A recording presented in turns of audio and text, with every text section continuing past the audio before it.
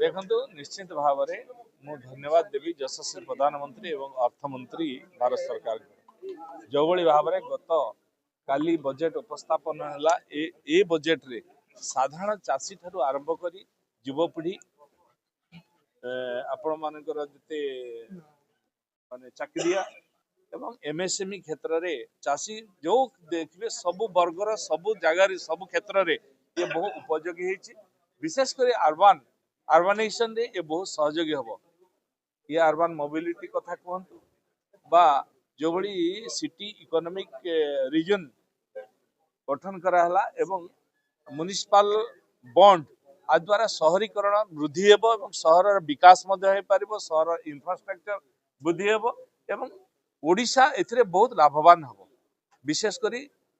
ओडिशा रे जो शहरीकरण आज 17% अच्छी आगामी 2036 रे जो विकसित ओडिशा एवं विकसित भारत 2047 आम आशा रखीचु से निश्चित भाव में शहरीकरण को वृद्धि करने ओडिशा 17 ରୁ 40% पर्यंत जो आशा आम रखीचु ये निश्चित फलवती हो पार।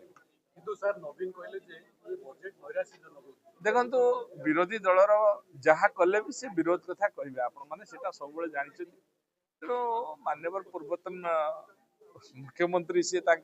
जहाँ लिखि दिखती सी कहती तेणु सी कहे। धन्यवाद।